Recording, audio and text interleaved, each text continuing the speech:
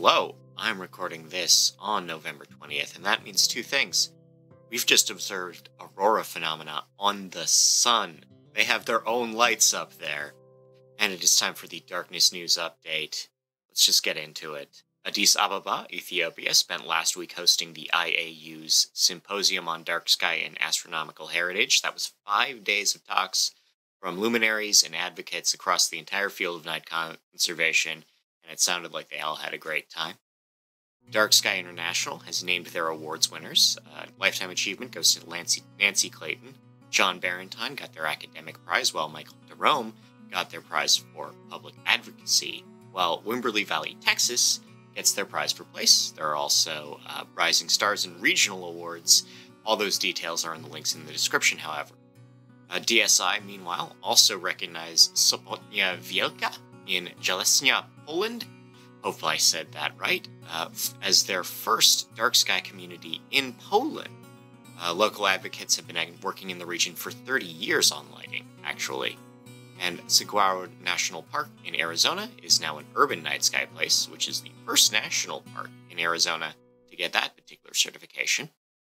On the research side of things, Travis Longcore has compiled a list of peak sensitivities and response curves in photopigments across a number of groups of animals. The full chart's very impressive to look at. You can see that there are a number of interesting things where certain species or groups of species do quite well. They curve together. Primates, rodents do well. Lepidopters, which is to say moths and butterflies, just don't. They just respond to all light badly in different ways depending on the species. And Longcore's big takeaway from this is that there's not going to be a silver bullet in terms of designing a gas type or a phosphor type that just protects us all. But I think this research is a chance to not have a silver bullet, but to have frangible or low velocity or armor piercing or hollow point or steel jacketed or an ammunition that suits what your target is. We can have something for someone, and we just have to spread it out geographically sensibly. Speaking of geographically sensible lighting, turns out that bats don't like any light at all. This is a thing we've known for a while, but this is a new study showing that even lights under 1 lux, like fraction of a lux, will cut their foraging activity in the region by about 40%. We also have a study from France showing that part-night lighting that cuts off at between midnight and 5 a.m., is actually worse for melanopic disruption as far as oysters are concerned, which is a bit counterintuitive. Aspen, Colorado has heard, their city council has heard new lighting regs. There's a proposal that would end private lighting on private property, including decorative, at 10 p.m. Golden Gate Park in San Francisco is planning hosting light shows, and local advocates are drawing complaints for that.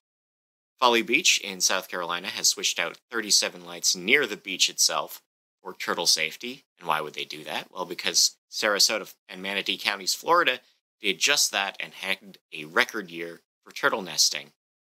Terrell Heights in Texas has voted no on adding street lighting to their area.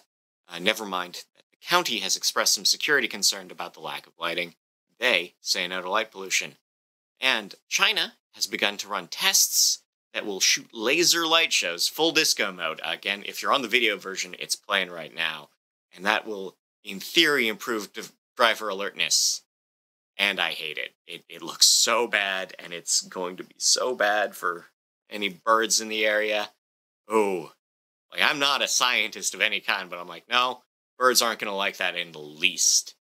And lastly, we have the Church of Latter-day Saints agreeing, after hearing the concerns of local wildlife advocates, to dim the lights in the Haber Valley Bee Temple. This is a proposed temple in the Wasatch County, and they've agreed to dim the lights before construction goes ahead, because that's been approved already.